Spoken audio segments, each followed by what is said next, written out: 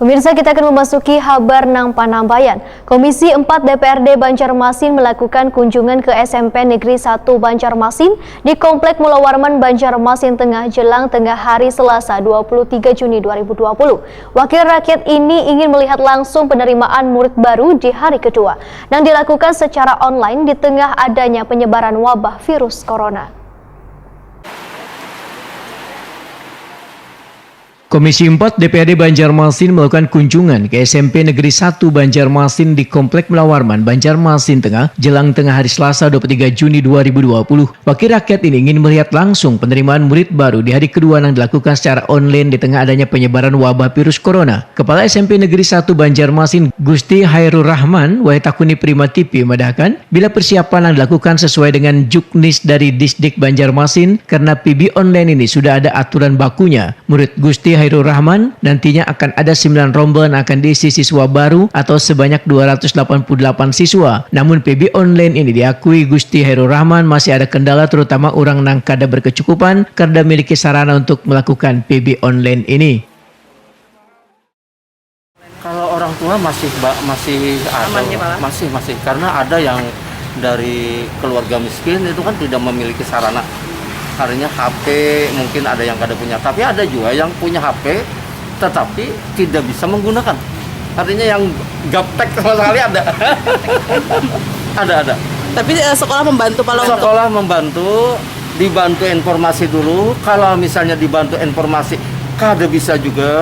Nah, ini kita layani dengan kita membantu menginputkan. Cuma orang tuanya yang di samping kita. Sementara itu, Kepala Dinas Pendidikan Banjarmasin Totok Agus Daryanto menyatakan bila aplikasi PB online sudah dilakukan bimbingan secara online, bahkan beberapa sekolah menyediakan kontak person untuk bimbingan online. Jika masih ada kuitan siswa yang kada bisa memanfaatkan PB online lantaran ketiadaan peralatan, maka sekolah, ujar Totok Agus Daryanto, diminta untuk melayaninya secara bertatap muka langsung yang diatur oleh sekolah bersangkutan. Nah, kami juga menginstruksikan kepada sekolah untuk menyediakan langsung, jadi tatap muka langsung dari orang tua kepada sekolah. Tapi dengan catatan kan memang betul-betul terutama di jalur afirmasi, karena jalur afirmasi ini konotasi kita adalah keluarga yang tidak mampu. Nah, makanya ini dalam 3 hari ini di masa afirmasi ini kami masih membuka layanan yang tatap muka, tapi diatur oleh sekolah masing-masing. Jadi disediakan tempat khusus untuk melaksanakan mengakses aplikasi dibantu oleh sekolah. Jadi artinya jangan sampai ada orang tua yang nggak bisa itu karena kendala.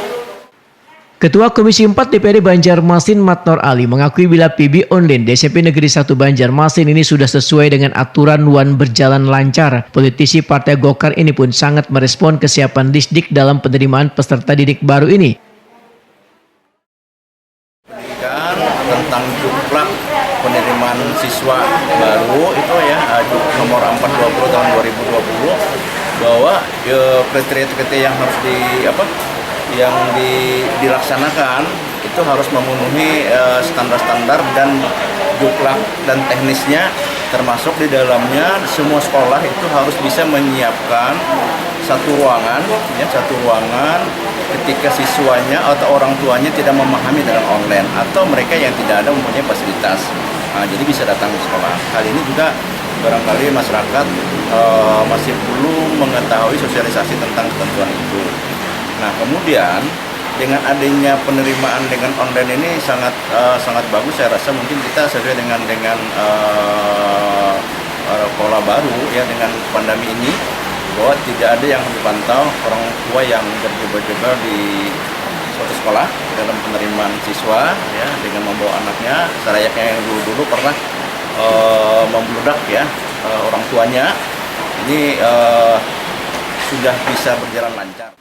Matnor Ali pun meminta Dinas Pendidikan Banjarmasin untuk memantau PB online di sekolah yang berada di kawasan pinggiran agar kereda kendala dalam penerimaan peserta didik baru.